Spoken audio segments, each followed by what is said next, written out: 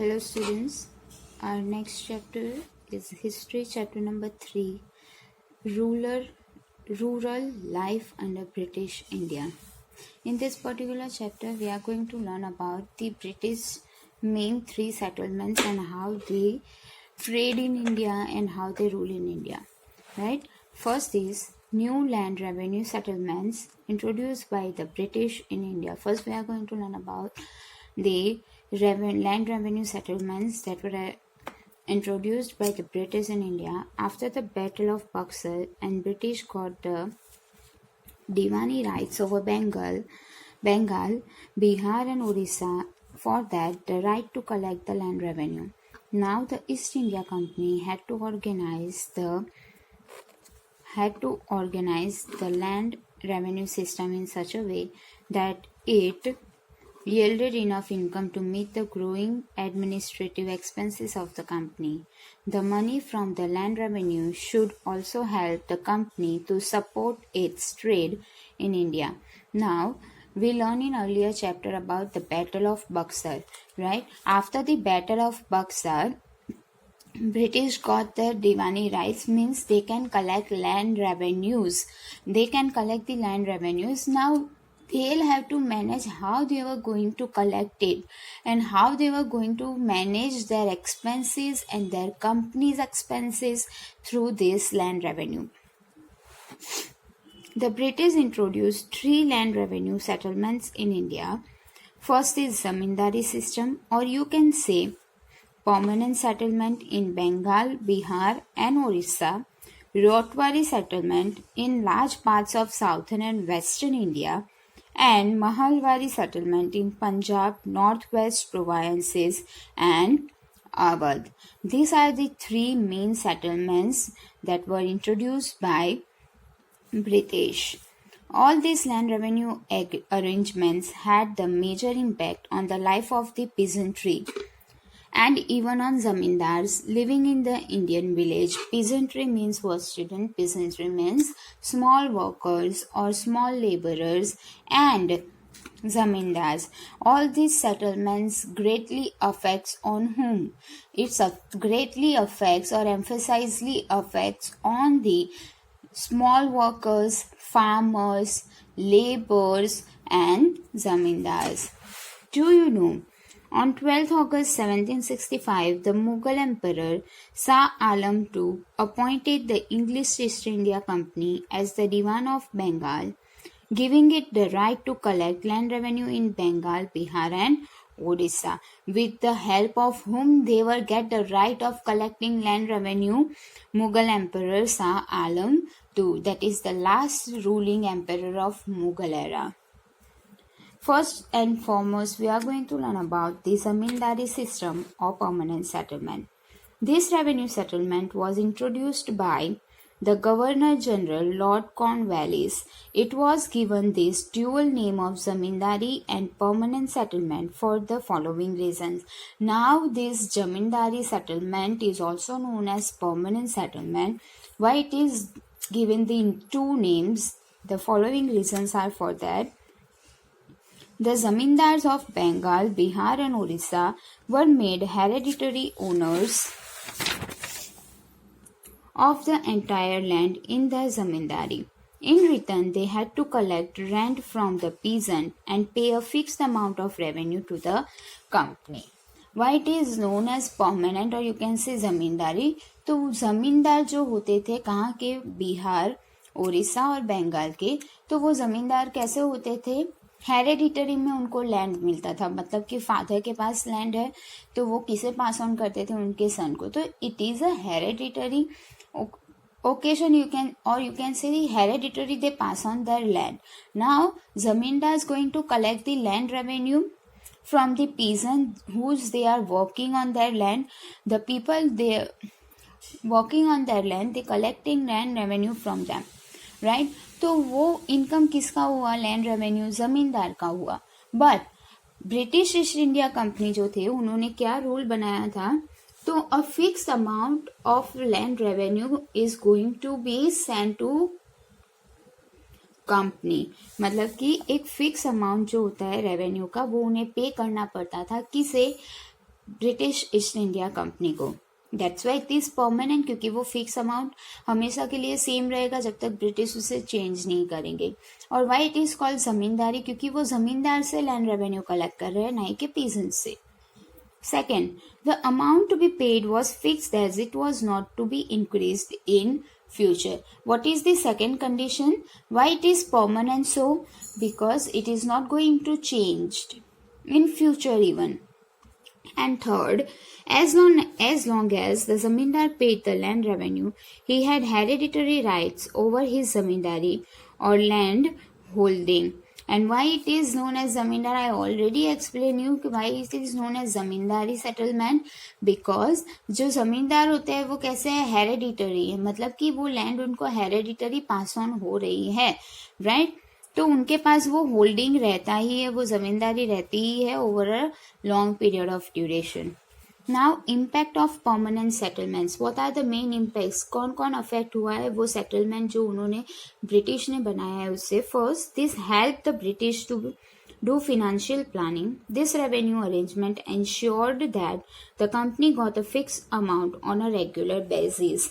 Very first important किसे benefit हुआ है, तो बट ऑफ कोर्स ब्रिटिशर्स को बेनिफिट हुआ है, ईस्ट इंडिया कंपनी को बेनिफिट हुआ है, because they got a fix amount of money on a regular basis. Means if we can say in regular terms it is known as salary, right? उनको regular term पे certain amount मिल ही जाता है जो fix है, जो सबके पास से उन्हें कलेक्ट करना है।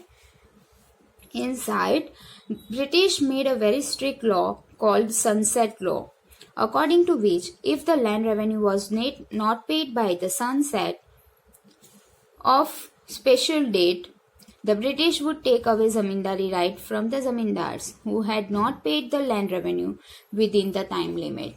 It's a very strict rule that is made by the government, British government. That's why only all the जमींदार has to pay it. और वो फिर क्या हो जाता है, जमींदार पे बर्डन हो जाता है। अगर वो टाइम पे नहीं पे करेंगे तो उनका जो भी लैंड होता है वो किसके पास चला जाता है, that zamindari right from zamindars is taken away. Second, it was also expected that the zamindars would show interest in improving cultivation as they were made permanent and hereditary land owners. अभी उनका खुद का लैंड है, मतलब कि वहां पे जो भी कल्टीवेशन करना है उसमें वो अपना इंटरेस्ट शो कर सकते हैं कि कौन सा क्रॉप उन्हें ग्रो करना है, क्या ग्रो करना है उन्हें अपनी लैंड पे। Third, since the revenue demand of the state would not be increased, the zamindars would get benefit of the increased production from land. Third benefit क्या है, तो वो भी जमींदार के लिए ही है कि हमने अभी अर्लियर पॉइंट में पढ़ा कि जो लैंड रेवेन्यू उनको ब्रिटिशर्स को देना है वो अमाउंट फिक्स होता है और वो फ्यूचर में भी चेंज नहीं होने वाला है, राइट? That fix amount. तो अगर उनका प्रोडक्शन कोई ईयर में ज्यादा भी होता है then also they have to pay the fix amount only. So जो एक्सेसिव प्रोडक्शन है उनको वो इजीली अपने लिए यूज कर सकते हैं। So this is the benefit to zamindars. Fourth number, but in reality the zamindars faced a serious problem. This is the major points, but in reality it's difficult. The British had fixed the land revenue at a very high rate. उन्होंने जो land revenue decide किया था that is on very high rate, and many zamindars could not pay that amount. But non-payment of land revenue meant that the Britishers could take over the zamindari and auction it. Many zamindars lost their zamindari, and because of it only जो high उन्होंने अमाउंट फिक्स किया हुआ था उनके वजह से बहुत zamindars are not able to pay the land revenue, and because of that only they take away their land and their zamindari is going to be lost. Fifth number, later from the 19th century onwards, when the prices of grains were raised and cultivation expanded, zamindar enjoyed heavy jump in their income, but the British did not get any advantages of it. They received only a fixed amount of land revenue. Now, fifth point is an positive point. What is written down over here? 19th century के बाद from the 19th century onwards, what happened? So all the productions going to be raised, prices of grains were raised, and even production was raised. So that's why zamindar get benefit of it. And the rule is made from Britishers only that they are not going to raise their amount, the fixed amount they were going to collect from the zamindars, and because of that only zamindars has the excessive amount on their hand.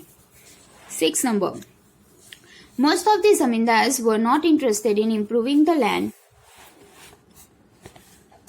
Many of them shifted to the cities, renting the land to the tenants. They were only interested in their income with this rent. Such zamindars who lived in the cities and came to the villages only for the collection of rent were called absent landlords. Now 6 point is what students, तो बहुत सारे जो hereditary zamindars थे उन्होंने क्या किया था, they were not interested in improving their land. So what they do, वो small farmers जो होते हैं उनको उन्होंने अपने land क्या कर दिए थे, rent पे दे दिए थे, and they were going to city. उन्होंने कहाँ पे शिफ्ट कर लिया था, सिटी में शिफ्ट कर लिया था, और फिर वो क्या करते थे, तो उनके पास से रेंट कलेक्ट करते थे. तो ऐसे जो भी जमींदार होते हैं, they were known as absent landlord. And the last one is unfortunately the farmers who was the actual cultivators are exploited very badly. They had to pay a high rent to the zamindars and could be thrown out of their land anytime. Often to pay the rent, they had to take loan from moneylenders who exploited them in many ways and sometimes even managed to take over their land. Now what is written down over here? हमने जमींदार्स के बारे में पढ़ा. Zamindars only collect the land revenue from the farmers, right. So main जिसको exploited किया गया है सबसे ज्यादा, they were the farmers only. They were doing hard work, they were going to produce so many grains from that particular land. What they'll have to do, they'll have to pay a high amount of land revenue to the zamindars, right?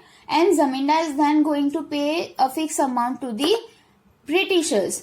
तो जमींदार्स को ही उन्हें बहुत सारा पे कर देना पड़ता था, तो उनके पास कुछ भी बचता नहीं था. They were exploited by them. Then what they do, they take a loan, right? And they take a loan from whom? Moneylenders. And even moneylenders, what they do, they take high interest on their loans, and because of that only they were exploited from the both sides, from the zamindar side also and from the moneylenders also, and they'll have to pay their loans also. So it's a very difficult and very exploited. The farmers were very much exploited by both of them. Now the next settlement is Ryotwari settlement. This land revenue settlement was introduced by Thomas Munro in southern and western India. You can see the picture of that person. This settlement was made directly with the actual cultivators or ryots. Ryots किसे बोला जाता है students? तो farmers जो direct cultivators होते हैं, जो directly land पे क्रॉप्स ग्रो करते हैं, कल्टीवेशन करते हैं, उनसे ये डायरेक्टली सेटलमेंट किया गया था. The British hoped that this settlement would bring relief to the ryots as they would have a direct relationship with the government and there would be no middlemen. Why there would be no middlemen? Who are the middlemen? Zamindars, moneylenders, they were the middlemen between government and farmers, right? Ryots means what? Ryots means farmers. तो farmers और government के बीच में कौन से middleman होते थे, कौन से लिंक्स होते थे जिसकी वजह से फार्मर्स सबसे ज्यादा एक्सप्लॉइट हुए हैं? तो they were the money lenders and zamindars. Money lenders, they were take the high rate of interest from because they were giving loan to them, and zamindars, they were taking the high land revenues. So what government thinks about the cultivators? They think that if they were connect directly with the cultivators, so all the middlemen were going out and directly cultivators get benefited. So the Ryotwari settlement is benefited to them. But what are the impacts of Ryotwari settlement? This is the only picture. But is that get benefited to him or is evenly worse? First, even though the riots had to pay land revenue directly to the British, they were exploited. Zamindars को पे करना हो या direct government को, they were exploited because they'll have to pay a high amount of land revenue. The British fixed the land revenue at a high rate, and the riots were often forced to take loans from the moneylenders who cheated them and often took away their land. अभी उनको high amount of land revenue पे करना है, तो वो कहाँ से करेंगे जब उनका प्रोडक्शन ही कम हो रहा है? तो वो क्या करेंगे? अगेन उसमें बीच में मिडल मैन आ ही जाएगा, मतलब कि मनी लैंडर्स. उनको मनी लैंडर्स के पास से लोन लेना पड़ेगा, और जो मनी लैंडर्स है वो क्या करेंगे? अगर वो लोन पे नहीं कर पाएंगे तो उनका लैंड ही ले लेंगे उनके पास से, right? So cultivators eventually going to be exploited only. Third, unable to pay the land revenue, many peasants fled to the countryside and villages become deserted in many regions. The British expected that the new system would transform the peasants into enterprising farmers, but this did not happen. और इससे क्या हो रहा था? अभी हमने second point पढ़ा जो कनेक्टेड है थर्ड पॉइंट से.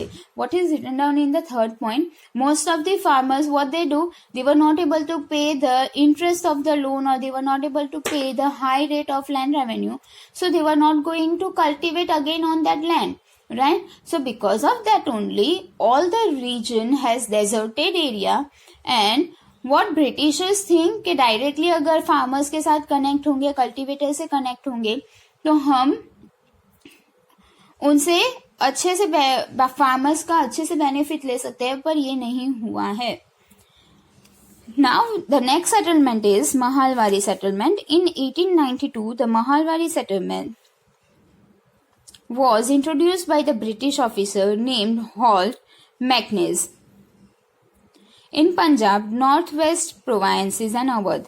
In this system, a settlement was made with a group of villages collectively called Mahal. Now, what do you mean by Mahal? Mahal means what? A group of villages. मतलब कि 2 or 3 group of villages जो collect होके कुछ decisions लेते हैं, उनके benefit के लिए डिसीजंस लिए जाते हैं, तो they were known as Mahal. And this way it is known as Mahalwari settlement. The estimated revenue of each plot of land within the village was added up to calculate the revenue that each village had to pay. Means what students? तो जो भी महल, जो भी group में villages आते थे, क्या लिखा है यहाँ पे? तो वो जो उनका प्लॉट होता था लैंड का, उनके अकॉर्डिंग उनको लैंड रेवेन्यू पे करना पड़ता है. जिनके पास लैंड कम है उनको कम लैंड रेवेन्यू पे करना है, जिनके पास लैंड ज्यादा है उनको ज्यादा लैंड रेवेन्यू पे करना है. तो ये पर्टिकुलर सेटलमेंट वहां पे हुआ था. This demand was revised periodically, मतलब कि वो चेंज होता रहता था periodically, time to time. The responsibility of collecting the land revenue and paying it to the company was given to the village headman. मतलब कि फार्मर्स से लैंड रेवेन्यू कलेक्ट करना, और फिर वो लैंड रेवेन्यू जो कलेक्ट हुआ है वो ब्रिटिशर्स को सेंड करना, पे करना, वो रिस्पॉन्सिबिलिटी किसको दी गई थी? तो headman of the village. Thus, through this system, the British tried to preserve the villages as an important social institution of North India. Now, what are the impacts of Mahalwari settlement? In this arrangement also, the big and powerful zamindars dominated and exploited the smaller and the poor peasant. In all the particular, we can see that the peasants, the small workers and farmers only exploited by zamindars, moneylenders and even the Britishers. Many small farmers were deprived of ownership of their land by the rich landlords or moneylenders of the village. Means what? वो land interest नहीं पे कर पा रहे हैं या land revenue नहीं पे कर पाते हैं, तो क्या हो जाता है? उनकी लैंड ले ली जाती है उनसे. Take away their lands from by the moneylenders, or you can say landlords. And thus, in this system too, there was a concentration of land and authority in the hands of a few rich landlords. और उसी की वजह से क्या हो गया है? तो बहुत सारी लैंड ऐसे जो फार्मर्स की थी, वो यही इंटरेस्ट ना पे करने की वजह से या लोन ना पे करने की वजह से किसकी हो गई है? लैंडलॉर्ड्स की हो गई है. And because of that only there are few rich landlords जिनके पास ज्यादा लैंड अभी अवेलेबल है. Now we are going to learn about the commercialization of agriculture. The British also started growing crops that were required in Europe. The British persuaded and pressurized the Indian farmers to produce cash crops like indigo, cotton, raw material, silk, opium, pepper, tea, and sugar. Production of cash crops enabled the British to make a lot of profit. The brutal and exploitative phase of British imperialism can be explained better by the incident when the Chinese tried to stop the illegal opium trade by the British and the British declared a war against them. This war was called the Opium Wars. Now students, what is written down over here is that कि Britishers जो थे वो Indian farmers के पास से उनके benefit के लिए production करवाते थे. मतलब कि उनके कंट्री में, यूरोप में जो भी क्रॉप्स नीडेड होते थे वो क्रॉप्स की प्रोडक्शन वो कहाँ पे करवाते थे? इंडिया में करवाते थे. The crops are like indigo, cotton, raw silk, opium, pepper, tea and sugar, etc. And they were very much brutal and exploitative.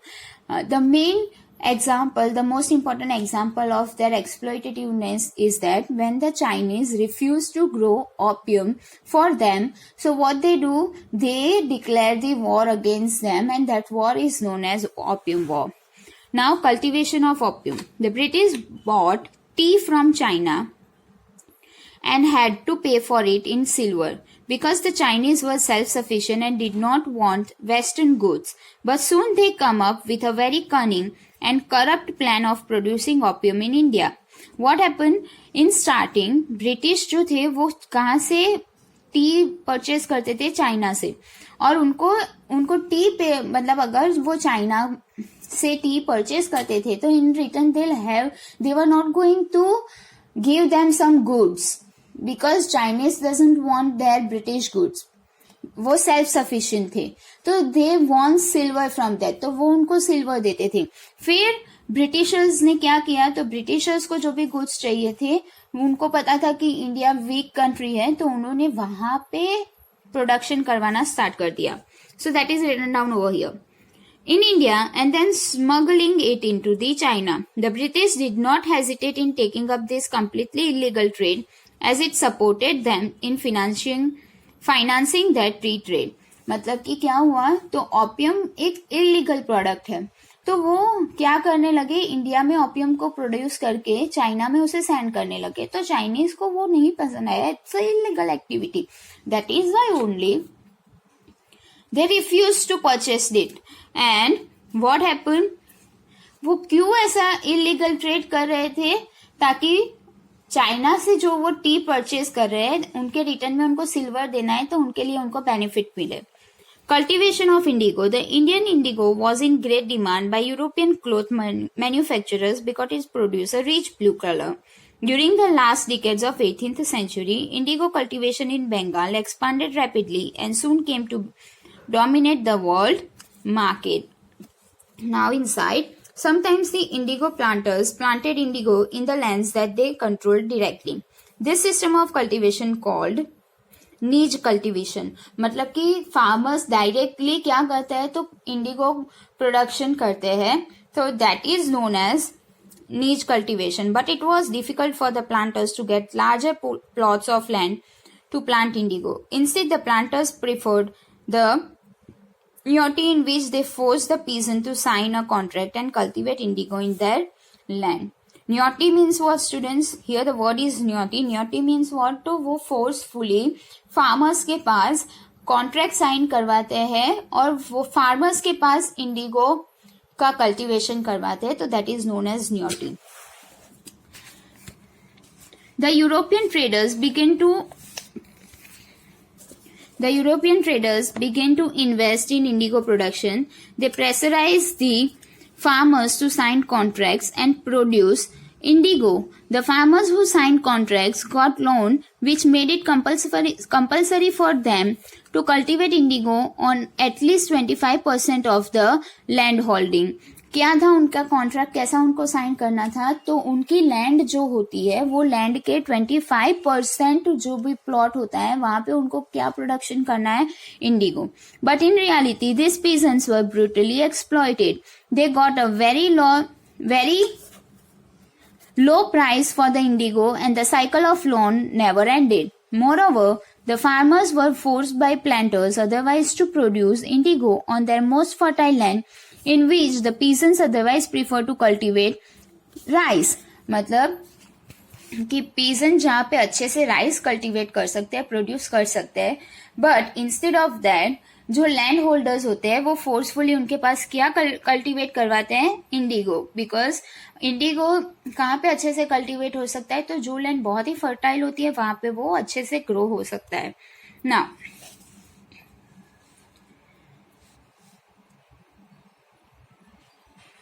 but indigo production ruined the fertility of the soil, thus it was a double loss for the peasant. पर क्या होता था, Indigo के production से जो fertility होती है land की वो कम होती जाती थी. Impact of commercialisation of agriculture. Commercialization of Indian agriculture benefited British industries and British traders, but these benefits did not reach to the Indian farmers. They were brutally exploited. The British agrarian policy, or agrarian means agricultural policies, also increased the percentage of landless laborers in case they fail to pay the rent to the zamindars. We learned earlier about के जो भी land होती थी वो जमींदार्स क्या करते थे, rent पे देके सिटीज में वो चले जाते थे, शिफ्ट हो जाते थे. तो जो रेंट होता था वो भी बहुत हाई होता था, तो उसके वजह से उनको वो ज्यादा हाई रेंट वो नहीं पे कर पाते थे जमींदार्स को. They had to lose their land and were forced to work landless labours. Moreover, in the absence of any savings, the peasants were forced to take loans from the moneylenders and they exploit them even more. Now, exploitation by the moneylender. How moneylender exploit the peasants? As the peasants were overburdened with a high land revenue, they were forced to borrow money at a high rate of interest from the moneylenders, who cheated them in various ways. They charged high rates of interest, and through trade tactics such as false accounting, forged signatures, and making the peasants sign for longer amounts than they had borrows. मतलब कि उनके साथ cheating भी की जाती थी. कैसे cheating की जाती है, तो अकाउंटिंग जो हैंडलिंग होता है वो रॉन्ग किया जाता था.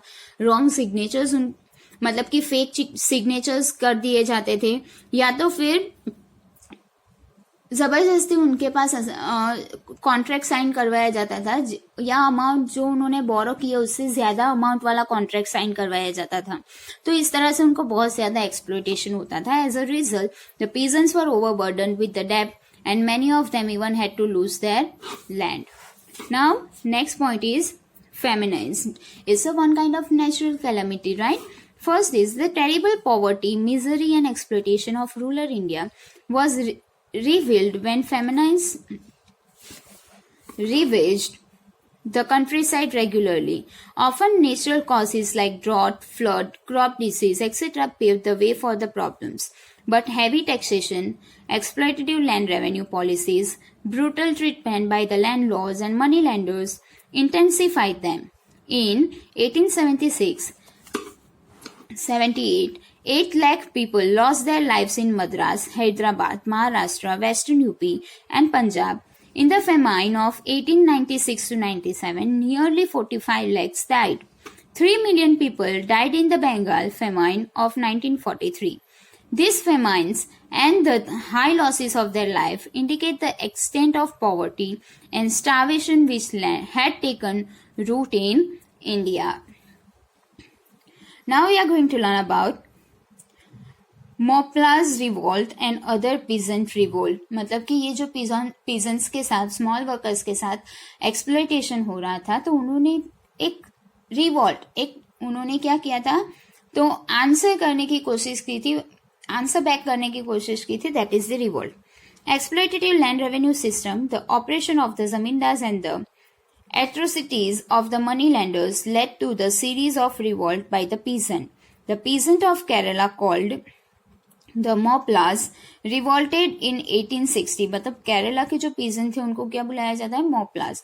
उन्होंने कब रिवॉल्ट किया था, 1860s and 1870s, due to the increasing burden of taxation because of high rate of land revenue only. This was a rebellion against a rich landlord. और उन्होंने रिवॉल्ट किसके अगेंस्ट किया था, ब्रिटिशर्स के अगेंस्ट नहीं किया था, बट लैंडलॉर्ड्स के अगेंस्ट किया था. In the middle of August 1921, agrarian riots were started by the Muslim peasants called Moplas against the zamindars.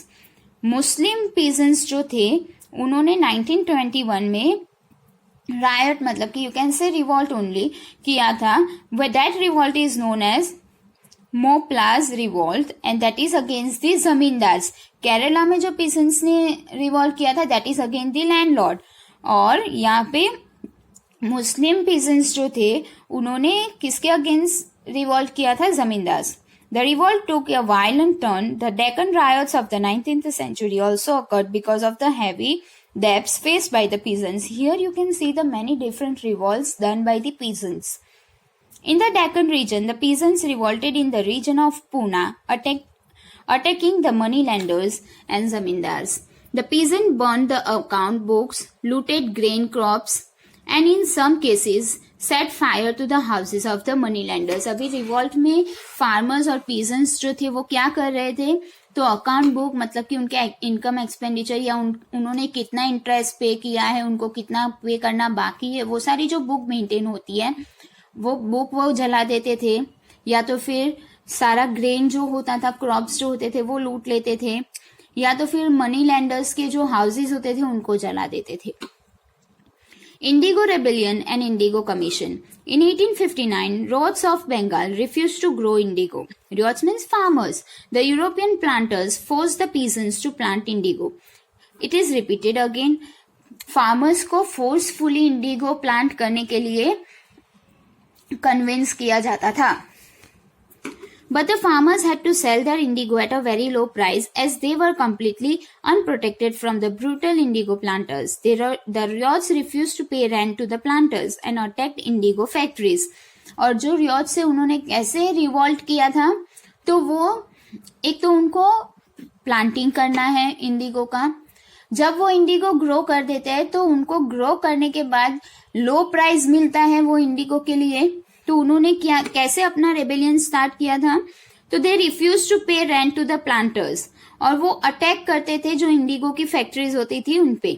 The Indigo farmers mustard courage to revolt because they felt they had the support of local zamindars and village headmen as they too face exploitation from the local planters. उन्होंने ऐसा क्यों किया था? क्योंकि उनको लगता था कि उनको सपोर्ट मिलेगा. किन से सपोर्ट मिलेगा? तो जमींदार से और विलेज के जो हेडमैन होते हैं उनसे उनको सपोर्ट मिलेगा क्योंकि वो भी एक्सप्लॉइट हो रहे हैं. किससे? तो ब्रिटिशर्स से. तो they want their support. The Bengal ryots had the courage to attack indigo factories with swords, spears, bows and arrows. Even the women joined them. Finally, the government was compelled to set up an indigo commission. The commission found the planters guilty and declared that indigo production was not profitable for the ryots. The commission decided that ryots had to fulfill their existing contracts but allowed them to stop producing indigo in future. वो जो commission था Indigo commission, उसमें क्या decide किया गया, उसमें क्या declare किया गया? तो ब्रिटिशर्स जो गवर्नमेंट थी उन्होंने ही डिक्लेयर किया कि इंडिगो प्रोडक्शन में जो फार्मर्स है, जो पीजेंट्स है, उनको बहुत एक्सप्लॉइट किया जा रहा है. ऐसा गवर्नमेंट ने खुद डिक्लेयर किया. और उसमें क्या डिसाइड किया गया कि जो उनके करंट कॉन्ट्रैक्ट्स है वो उन्हें कंप्लीट करने पड़ेंगे, पर फ्यूचर में कोई भी ऐसा कॉन्ट्रैक्ट उनके पास फोर्सफुली या इंडिगो उनके पास फोर्सफुली प्रोड्यूस नहीं करवाया जाएगा. When the indigo production ended in Bengal after the revolt, the planters shifted to Bihar. The indigo farmers of Champaran and in Bihar started protesting against forced indigo production. When Mahatma Gandhi returned to India from South Africa, he launched his first Satyagraha campaign in Champaran against exploitation of the indigo planter. जब बंगाल में ये revolt की वजह से Indigo का forcefully production बंद हो गया तो वो कहाँ पे शिफ्ट हो गया? बिहार में शिफ्ट हो गया. और बिहार में कौन से एरिया में वो ज्यादा हो रहा था? That is in Champaran. तो वो जो पर्टिकुलर चीज है उसे बंद करवाने के लिए महात्मा गांधी उसी टाइम पे कहाँ से रिटर्न हुए थे? साउथ अफ्रीका से रिटर्न हुए थे. तो उन्होंने ज्वाइन किया था, एक सत्याग्रह कैंपेन शुरू किया था. किसके लिए? तो ये जो एक्सप्लॉइटेशन हो रहा था इंडिगो प्रोडक्शन के लिए, उसके लिए उन्होंने एक सत्याग्रह कैंपेन स्टार्ट किया था. Gradually by the 20th century, The peasant movements showed up better as they got support from political parties and became a significant part of the Indian national movement.